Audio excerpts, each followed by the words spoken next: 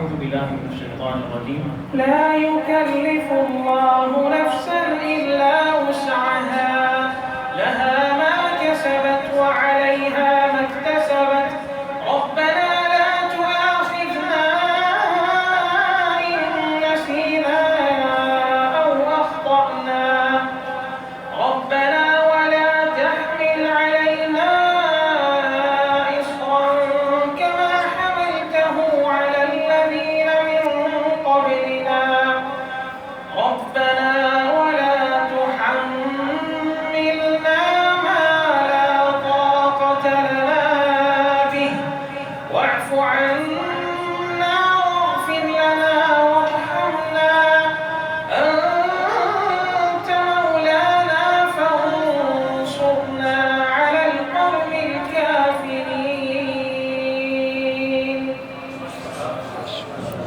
الشيخ أسامة خياط ये भी हमारे हरम मक्की शरीफ के इमाम हैं। أعوذ بالله من الشيطان الرجيم بسم الله الرحمن الرحيم الحمد لله رب العالمين الرحمن الرحيم مالك يوم الدين إياك نعبد وإياك نستعين اهدنا الصراط المستقيم صراط الذين أنعمت عليهم غير المغضوب عليهم ولا الضالين.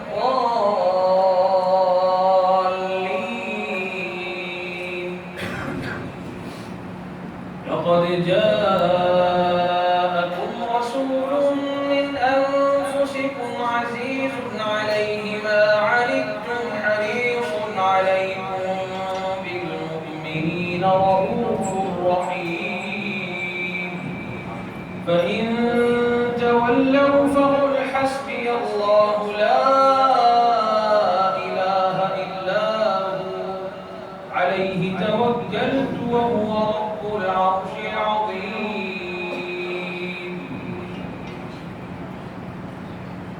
और आखिर में शेख अब्दुर्रहमान सुरैस रहमतुल्लाह ये हरम मक्की शरीफ के इमाम हैं और किसी तारुफ के मुहताज नहीं हैं। أعوذ بالله من الشيطان الرجيم بسم الله الرحمن الرحيم الحمد لله رب العالمين الرحمن الرحيم مالك يوم الدين إياك نعبد وإياك نستعين اهدنا الصراط المستقيم صراط الذين أنعمت عليهم غير المغضوب عليهم ولا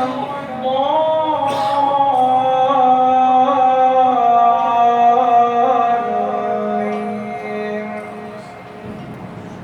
بسم الله الرحمن الرحيم قل هو الله أحد الله الصمد لم يلد ولم يولد ولم يكن له كفوا أحد. بسم الله الرحمن الرحيم قل أعوذ برب الفلق من شر ما خلق ومن شر غاسق إذا وقب ومن شر النفاثات في العقد ومن شر حاسد إذا حسد. بسم الله الرحمن الرحيم قل أعوذ برب الناس ملك الناس إله الناس من شر الوسواس الخناس الذي يوسوس في صدور الناس من الجنة والناس.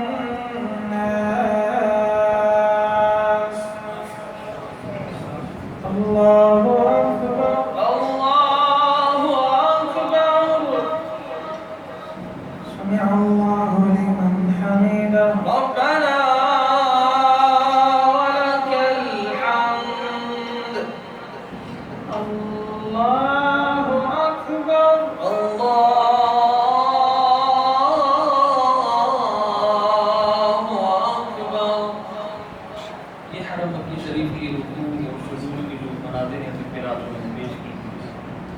تو بھائی بات اصل میں یہ ہے، آپ لوگوں نے اتنے سارے لہجے سنے، اب دیکھو ہر پھول کی ایک الگ خوشبو ہے. ماشاء اللہ یہاں حفاظ بھی بیٹھتے ہیں. صرف تھوڑی سی توجہ یہ کریں کہ جس کو جس کا انداز پسند اس کو اپنانے کی کوشش کریں، اسی انداز میں اپنی آوازوں کو ڈالیں. اور پھر رسول اللہ صلی اللہ علیہ وسلم نے فرمایا قرآن بالقول العرب، قرآن پاک کو عربوں کے انداز میں پڑھو، ان کی آوازوں میں پڑھو.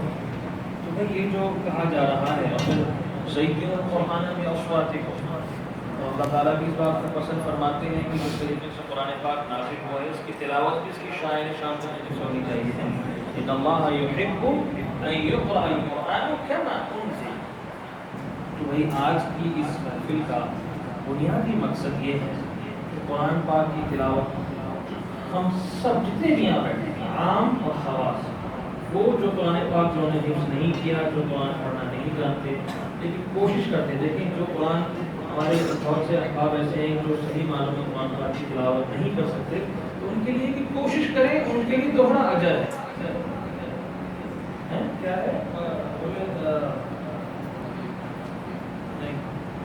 الماهر بالقرآن مع السفرة الكرام البررة والذي يقرأ القرآن ويتتعتع فيه وهو عليه شاق له أجران. کہ جو قرآن اٹک اٹک کے پڑھ رہا ہے اس پہ تو دوہرا اجر ہے. آپ کوشش کریں، یہ نہ سمجھیں کہ یہ تو بڑا مشکل ہے. بہت آسان ہے، نیت آپ کی صاف خالص ہونی چاہیے.